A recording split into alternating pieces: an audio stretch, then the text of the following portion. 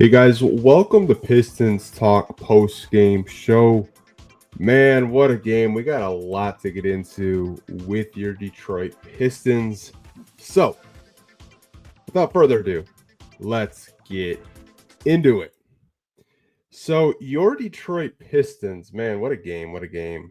If you are new here, what we do is we break down the quarters on these post-game reaction shows. I take some notes during the game, some key points that I think are very crucial and very important for us to be paying attention to.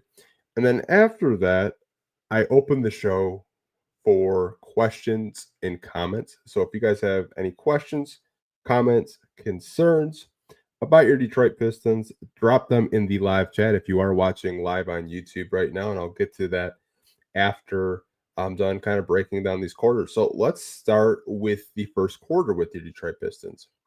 I thought the energy level was much better coming out of the first quarter versus the last two games with the Charlotte Hornets and the Chicago Bulls this week. I thought they came out more aggressive, more focused, more attention to detail. It looked like they were ready to play this basketball game. And I couldn't really say that this week when I'm talking about the Chicago Bulls game and the Charlotte Hornets game. They came out against the Magic, who are a very, very good team. And they're playing pretty good basketball, I think, in the first quarter. And I think a story of the first quarter, and a big reason why the Magic got out to the lead that they got was the 3-point shooting again for us was a struggle. We went 3 for 11 in the first quarter. We were getting 3-point looks. The shots just weren't falling. The Magic went 4 for 8. For their 3-pointers in the first quarter. But the Magic's defense, I think, is real. I think it's something that maybe more people need to talk about. I don't really hear too many national guys talk about the Orlando Magic. Like, their defense was suffocating all night. They have really good defenders in Jalen Suggs, who left the first quarter with a hamstring injury. Anthony Black's a really good defender. Jonathan Isaac, who is just a menace out there, being a 6'10 forward. He had multiple steals on Ron Holland tonight, but their defense was really suffocating for the Detroit Pistons to start the first quarter. And Orlando dropped 33 points to Detroit's 21 points, and that was the score after the first quarter. I do kind of want to mention, though, the past 3 games this week, the Pistons have lost the first quarter battle. And if you go back and look, outside of that, the last time they lost a first quarter battle was to the Houston Rockets when we played Houston a couple of weeks ago. So that is a trend that I'm seeing with this team right now, is losing that first quarter battle. I think it is so important for this team to set the tone early and try to get out to an early lead. Because at the end of the day, you don't want to, be trying to come from behind, not even having a lead in this game. He did tie the game, but Orlando just surged. But going into the second quarter, the bench unit went on a 7-0 run, and they forced Orlando to take a timeout. They came out of the second quarter very aggressive. Isaiah Stewart just protecting the rim. He had over 5 block shots tonight. He had 3 blocks in the first 10 minutes of playing time for himself. Isaiah Stewart, I honestly think, is this team's best defender right now. Obviously, Asar Thompson did not play tonight. He was medically cleared to play, but he hasn't played tonight. We'll talk about that a little bit later towards the end of this podcast. But I thought Isaiah Stewart did his best. He was trying to protect the rim at times, and I would have liked to see him play a little bit more, to be honest. Maybe it's a little selfish of me. Jalen Duren had another game where offensively he had a couple possessions that were nice, but defensively, again, it's not there. I don't know what it is. I don't know what it is about him locking in defensively. It's just not there. Honestly, you have Paul Reed on the bench. I would have looked to call Paul Reed a little bit sooner into this game versus garbage time of what he got in the fourth quarter with the G League two-way guys. That's just me, though. I'd like to see what the Pistons have in Paul Reed. I doubt Paul Reed came to Detroit to be a third-string center, but I'm kind of rambling a little bit, kind of getting back into the second quarter. It almost felt like with the bench unit, they were afraid to try to go into the paint and just try to make shots. And I guess that's to be expected with guys uh like Isaac, like their center, blanking on his name. I think it's Bataze was his last name. He's a pretty good rim protector. And one of the Wagner brothers does a pretty good job of just deflecting shots and contesting shots. It felt like they were kind of a little bit afraid to get into the painted area when Jaden Ivey was not out there when he was on the bench. But I thought Jaden Ivey did a really good job of pushing the pace tonight in the second quarter. And the Pistons made it a 3-point game, believe it or not, going into halftime. So the final score to end the second quarter was Orlando 56, Detroit 53. Going into the third quarter, they came out aggressive again. Like, this was a game that was in reach at times. It was in reach for the Pistons to, try to get the lead from Orlando, try to, to stack good defensive possessions and get into this game and try to, sustain a lead. But no one was really picking up Franz Wagner. They just weren't. He was taking these wide open threes, getting into the lane at will, and he's a problem. And I don't really think anyone saw Orlando having the type of season that they're having without their best player in Paolo Banchero. But I think uh, Franz Wagner is a 1B to Paolo's 1A. Like, they have a very good team. Franz Wagner had a very, very good game. He went on a 7-0 run by himself. At the time of the third quarter, it was 73-65, and the Magic just surged. Seems like every time the Pistons got a little bit closer, the Magic went on a little run. Bench unit came in, tried to bring some more energy, but this kind of seemed like they were gassed. They really couldn't try to get the Pistons back into the game once again. The Magic in the third quarter, 88-79. So the Pistons were still in reach to enter the fourth quarter. And at one point in the fourth quarter, it was only a 7-point game. But the turnovers happened again. I think they had over 17 turnovers and 17 assists. That's just a recipe for disaster. It's kind of been the theme of this team this year. It's just not taking care of the basketball. Just turnovers, turnovers, turnovers. It was basically all Magic in the fourth quarter. They were getting what they want. JB emptied his bench like around the 4 to 3 minute mark. And the only positive thing that I can say in the fourth quarter with the Detroit Pistons were the two-way guys. It was good to see, Alondas Williams out there. Had a really deep three-pointer. He had a nice take to the basket in garbage time. Cole Swider was out there. And it's really telling that our two-way G League guys showed more urgency to close out on three-point shooters. They showed more urgency in garbage time to defend and play hard. I thought that was a really red flag, but I'm happy for those guys to, get some minutes because they grind their ass off in the G League for the Motor City Cruise. But your Detroit Pistons lose this game 111-110. They finished this week 0-3 with losses to the Chicago Bulls, Charlotte Hornets, and the Orlando Magic. They play 4 times next week, and they're playing some good teams. I think, that you have a chance to beat Toronto on Monday at home. Then you play Memphis on the road on Wednesday. You have the Pacers on Friday, and then you come home to finish off the week against the Philadelphia 76ers. So you have 4 games next week. They had a chance this week to, be a 500 club, but now they sit at 7-11 in the first 18 games. Now, obviously, I'm not going to overreact, have rage bait up here, but I thought this week defensively wasn't the best week for the Detroit Pistons. I thought there were times where they played some good defensive sets, but overall, throughout these 3 games, closing out on three-point shooters, turning the basketball over, and obviously, losing Cade Cunningham hurts this team, obviously, but defensively overall for this week, I thought it was just really just bad effort and bad processing by our guys. We are going to get to some comments and questions. We're just going to take a short little break, and we will be right back, you guys.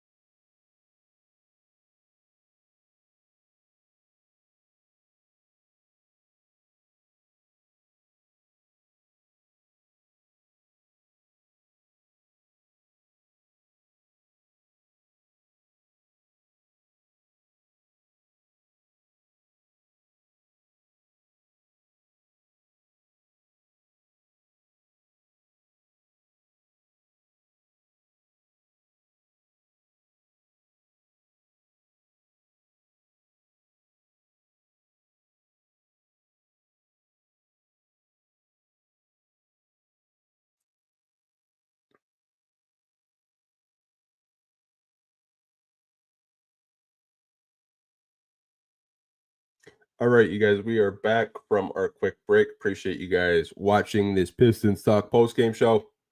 Now, this is the part of the podcast, if you are new here, where we open the comments, questions, concerns, maybe something you saw out of the game tonight. If you did have a chance to watch this game on a Saturday night, we're going to get to some comments that I starred in the live stream chat if you are watching on YouTube. And we're going to go to Johnny since he did ask the very first question.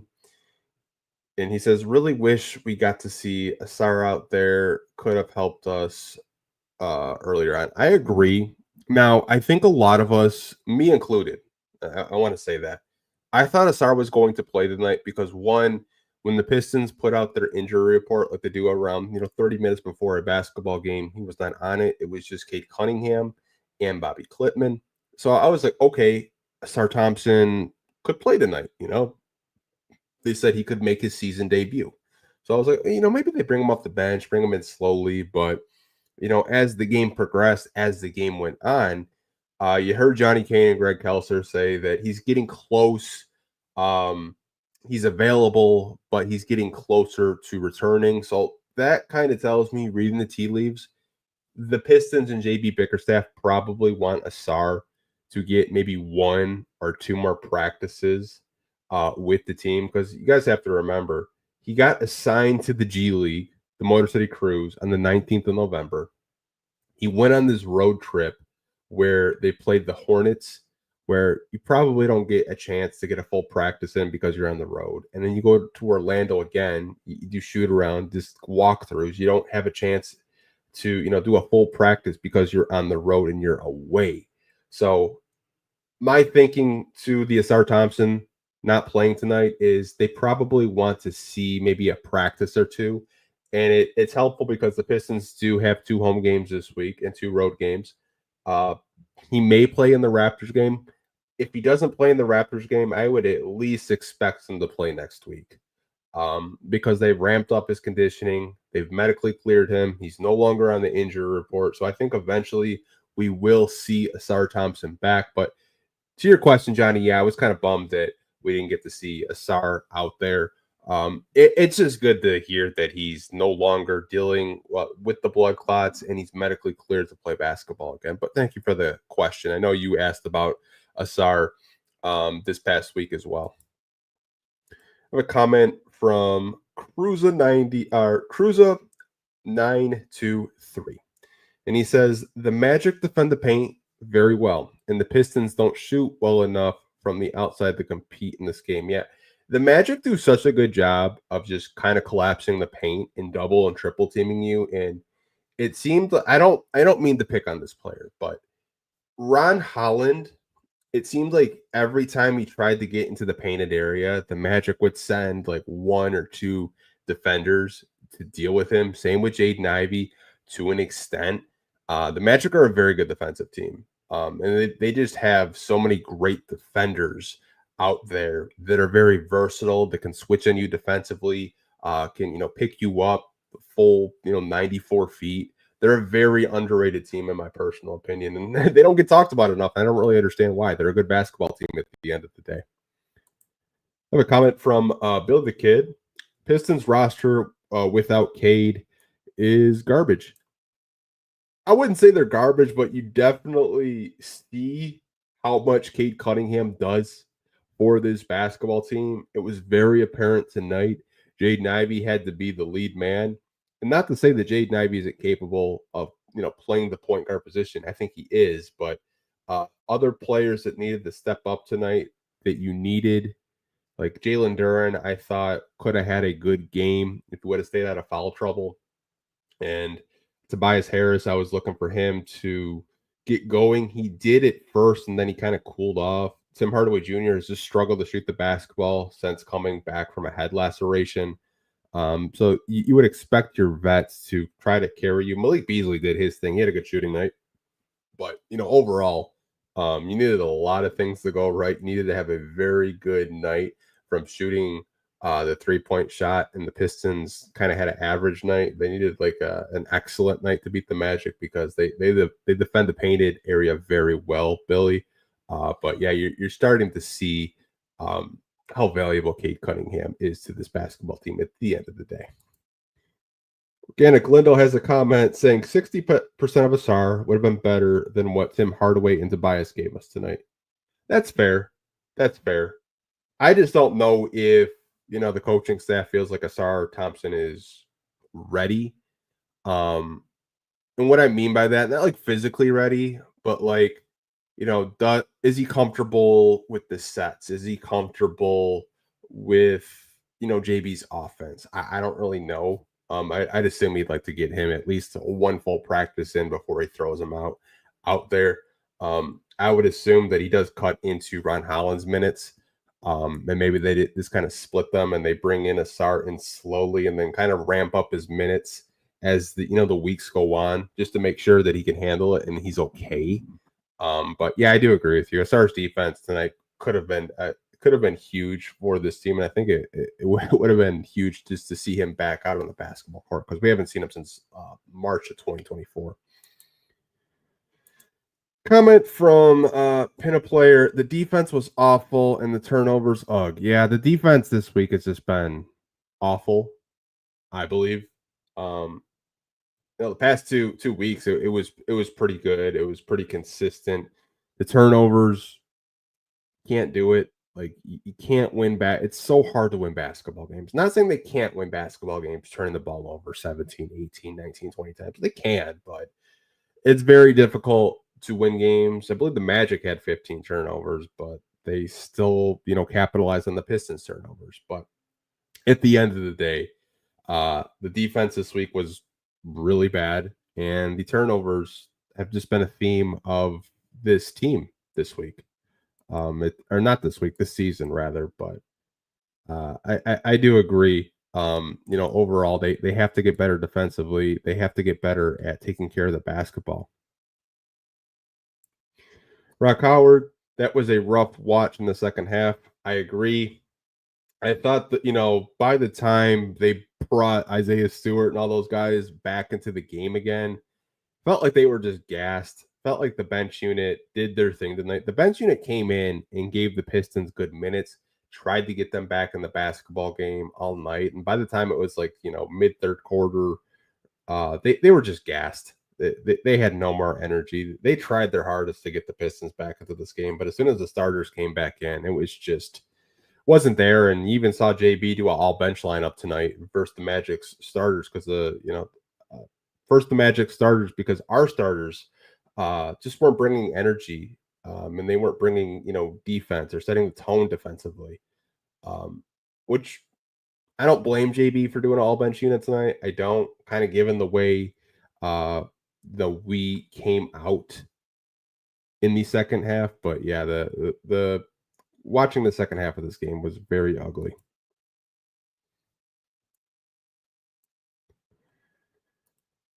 Case cracked. Another bad game from Duren. This guy is losing value by the game. Yeah, I thought he had a couple offensive possessions where he was looking to attack Bataze, but defensively, we immediately got worse when he checked back into the game. I've been telling you guys, I think Isaiah Stewart just should be the starting center for this basketball team. I'd throw Duren on the bench and see if he can do better against backup centers. It's just this week and even last week, it just the defense just hasn't gotten better. He's taking plays off. He did a little bit better of trying to close out tonight, but overall, it's still the past 2.5 weeks, it's just been really, really bad. I don't know what's going on with him. I really don't. I don't know if he's not being featured as much as he was last year with Monty Williams. I don't know if it's the role JB wants him to play. I just don't know what's going on with him. He seems slower. Maybe it's just me. Like, going up and down the court, he seems a lot slower than he was last season. I don't know if it's effort. I don't know if it's energy. I don't know if he's dealing with an injury. It's just from last year, it like the body language just seems a lot different. But maybe it's just me. Maybe I'm overreacting to it. Organic Lindo, Holland got his pocket picked clean 3 possessions in a row by Franz and Isaac. Yeah, he kept trying to, get it into the painted area, and Isaac literally just poked the ball every time. Like he already knew what to do. And like you have to remember, like Jonathan Isaac, before he did get injured, was in the conversation for defensive player of the year. Like that's how good he was defensively. Like some Magic fans like call him like baby Kawhi. Like I can kind of see it, like just how versatile he is, and being 6'10" as a forward, he's got a really long wingspan. And Ron will probably look at this game and see Jonathan Isaac and say, you know what, I can't do that. I can't go into the lane when Jonathan Isaac is there. I have to be a little bit more selective with my possessions, more selective in how I want to attack Orlando. But yeah, Jonathan Isaac is just one of the better defenders in the NBA. Case cracked. The Pistons need to consolidate some of this young talent to bring in either a new face or capital. It's obviously there's no studs on this team outside of Cade. He needs an actual star next to him. I think you're right, Case cracked, in terms of like we have a lot of young players that we've drafted over the past 4 years, and I don't expect every draft pick to hit. I just don't. But to your point, you can't develop everybody. You have to get to a point where we're in 2024, almost in 2025, that you have to make some tough decisions if you're Trajan Langdon. Who are you going to keep? Who are you going to trade away? What type of player do you believe you need to pair next to Cade Cunningham and Jaden Ivey? Like, what type of archetype of player are you looking for? Me personally, I would look for a stretch big. I would look for a stretch five. That's just me. Um, I think offensively it would gel really well with Tobias and Cade and Ivy. But at the end of the day, I don't really know what the value of our guys are. And I think it's really easy to say, hey, we need to, trade these guys and, get some vets on this basketball team at the end of the day. But you also have to understand these guys might not be as valuable as we think they are. And that's kind of where I'm at. I don't really think outside of maybe Cade and Ivy that you can maybe get something pretty decent in return. I think a lot of these guys that we've drafted are pretty low in terms of like what you get for draft capital, pretty low in terms of like what you could get on a return. But I do agree with you. There are going to be some very tough decisions to make over the next 3 months and even this summer in terms of like who are you going to give a contract extension to?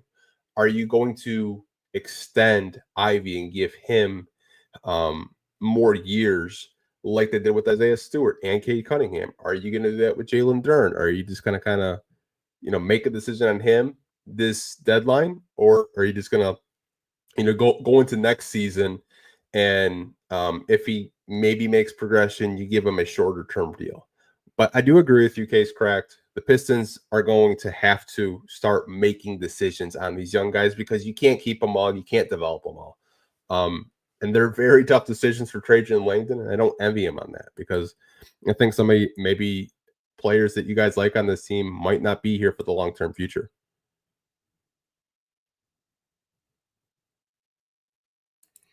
Bickerstaff needs to play Cole Sider, the best shooter on the team.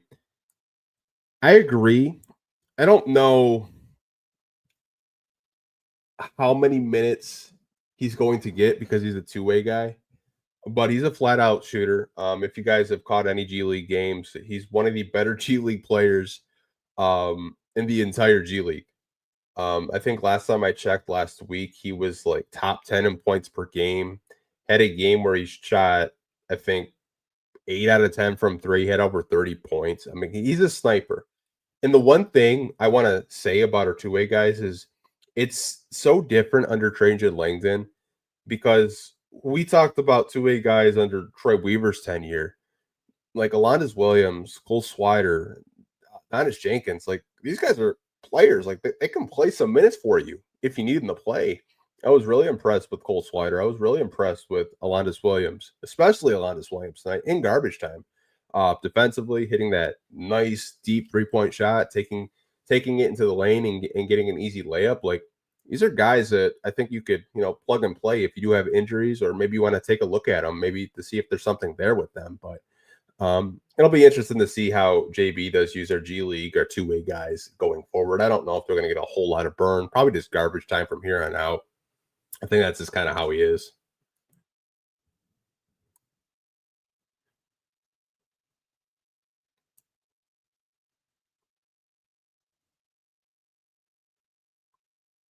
Get into a couple of more comments and questions, and then we'll probably just kind of wrap this podcast up.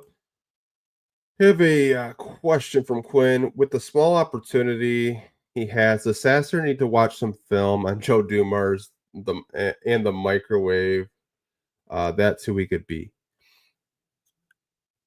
I kind of view Marcus Sasser as just like more of an offensive, guard. You're not really going to rely on him to. Let me rephrase that. Sasser is a good two-way player. You're not really going to rely on Marcus Sasser to be a Joe Dumars type because I don't think that's who he is. I think he's closer to like a Bones Highland, if I'm being honest, or a poor man's Lou Williams. Like he can score the basketball, but the Pistons tonight were asking him to play guard, and that's a really hard ask for Marcus Sasser because he's not really an everyday point guard. He can bring the ball up the court and stop the offense for a couple possessions, but not every possession. I think if he wants to watch film on Joe Dumars and Vinnie Johnson, great, but I don't see Marcus Sasser is that type. If anything, Malik Beasley has kind of been the microwave of the bench unit. I think he is close to tying an Allen Houston record of scoring 15 straight points and making 3+ 3-pointers in the game. I think he broke his streak or he was at 8 games. Allen Houston was at 10, but I think Malik Beasley is more closer to that microwave status than Marcus Sasser is right now currently.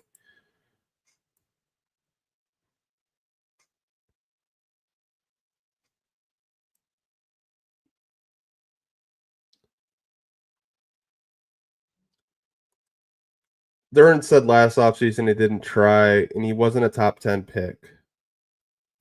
Trade that man. Yeah, he basically said on James Edwards' podcast to Vinny Goodwill at Team USA that it was an effort thing, and he wasn't trying, and he took accountability on that. I was expecting him to give a little bit more effort defensively, and I've seen such small flashes of it where it's not enough for me to come up here and tell you guys that he's turning a corner, turning a page, because the effort is still really bad defensively. Like it's still really, really bad. And I don't really know what's going on with him, but if he keeps playing the way he's playing, like Trajan may just be forced to, bite the bullet and see what he can get for him, because you can't have your starting center be that piss poor defensively, and then Isaiah Stewart comes in and blocks 3 shots in 10 minutes, and the tempo defensively completely changes like that. Like Duren's got to lock in if he wants to be here long term, and he's going to be due up for a contract extension soon. Like, does he want to get paid? If he wants to get paid, he's going to have to start locking in better defensively, and so far we haven't really seen that. I really don't know what's going on with the kid, because his rookie year, he was at least contesting shots. He was getting up there. Because I was watching some tape on him as a rookie. Like, I really don't know what happened over these past 2 years. I don't know if he developed bad habits with Monty Williams, and they've kind of carried over into this season, but it's pretty bad. It's pretty bad. I just don't know.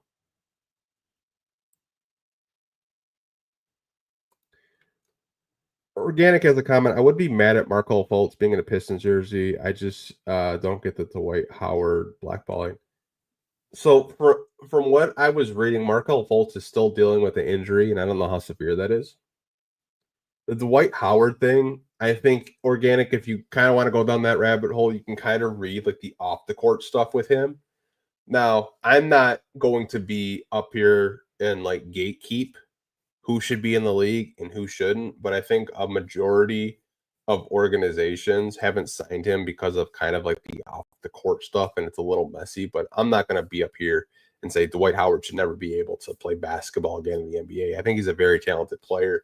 I think he could still, give some NBA teams some good minutes. But I think that's a main reason why he's kind of got, blackballed from the league. It's just kind of like the off the court stuff. Again, if you want to go down the rabbit hole and read some, articles about him, definitely go for it. I'm not going to talk about it on this podcast, but yeah, man, it's pretty crazy. But I'm probably going to wrap this podcast up, you guys. Not too many comments and questions from you guys anymore, but I do appreciate you guys watching for the past 30 or so minutes. We'll see you guys on Monday. Tomorrow's podcast is pre-recorded. I did it yesterday, but I still wanted to give you guys a podcast. Talk for 45 minutes of just like, Piston news of the week and topics of the week. So I hope you guys enjoyed tomorrow's episode. Just wanted to give you guys just a little PSA. It's pre-recorded. I recorded it on Friday night, but I'll see you guys on Monday immediately after the Pistons Raptors game. Hope you guys have a great weekend, and hopefully the Lions get a win this Sunday. Get some positive news for us Detroit sports fans. But peace, you guys. Until next time.